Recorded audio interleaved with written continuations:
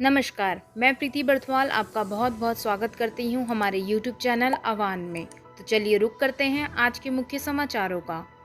तीसरी लहर से निपटने के लिए 1000 से अधिक को मिलेगा प्रशिक्षण। स्वास्थ्य विभाग ने कोरोना संक्रमण की तीसरी लहर से निपटने की तैयारी शुरू कर दी है। इस कड़ी में स्वास्थ्य विभाग चिकित्सकों व टेक्नीशियनों को प्रशिक्षण करने जा रहा है। लक्ष्य 1000 से अधिक चिकित्सकों व टेक्नीशियनों को प्रशिक्षित करने का है। एम्स ऋषिकेश।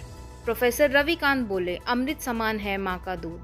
प्रोफेसर रविकांत ने अंतर्राष्ट्रीय स्तनपान सप्ताह पर माताओं को बच्चों को स्तनपान कराने के महत्व की जानकारी दी।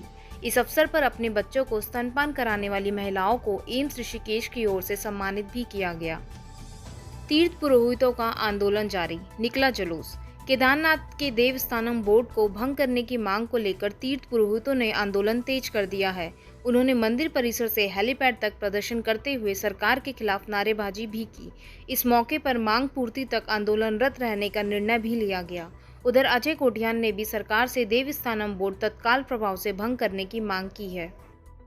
धान पर न्यूनतम समर्थन मूल्य में 72 रुपये की वृद्धि, 1 अक्टूबर से शुरू होगी खरीद। उत्तराखंड में 1 अक्टूबर से धान की खरीद होगी। खाद्य मंत्री बंशीधर भगत ने कहा कि पिछले साल के मुकाबले इस साल सामान्य और ग्रेड ए धान के न्यूनतम समर्थन मूल्य में 72 रुपये की वृद्धि की गई है। मंगलवार को मिले 48 नए संक्रमित, एक्टिव मरीजों की संख्या पहुंची 581। उत्तराखंड में बीते 24 घंटे में 48 नए कोरोना संक्रमित मिले हैं, जबकि 38 मरीज ठीक भी हुए हैं। राज्य में सक्रिय मामलों की संख्या 581 पर पहुंच गई है। स्वास्थ्य विभाग की ओर से जारी बुलेटिन के अनुसार चारों जिलों बागेश्वर, चंपावत, पौड़ी और टिहरी में एक भी संक्रमित मरीज सामने नहीं आया है। सीएम ने दिए संकेत, राज्य में इंडस्ट्री सेक्टर ध्यान में रखकर ही बनेंगी सभी नीतियां। उत्तराखंड के मुख्यमंत्री पुष्कर सिंह धामी ने संकेत दिए हैं कि राज्य में इंडस्ट्री सेक्टर ध्यान में रखकर ही सभी नीतियां बनाई जाएंगी। मुख्यमंत्री ने कहा कि देश भर के उद्यमी उत्तराखंड में औद्योगिक इकाई स्थापित करने को तैयार हो, इसके लिए भी सभी कारगर प्रयास किए जाएंगे।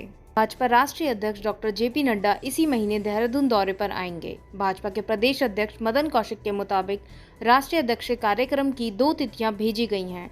2 दिन के प्रवास में वह 10 कार्यक्रमों में भाग लेंगे। आयुर्वेद विवि में साल 2017 से अब तक हुई भर्तियों की होगी जांच।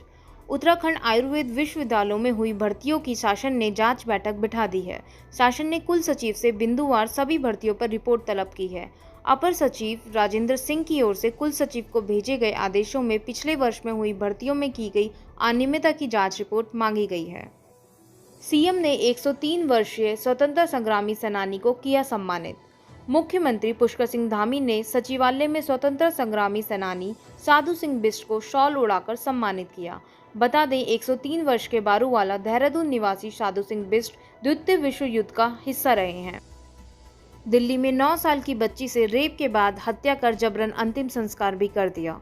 देश की राजधानी दिल्ली में 9 साल की एक बच्ची का न सिर्फ रेप किया गया, बल्कि उसकी हत्या कर जबरन अंतिम संस्कार भी कर दिया गया।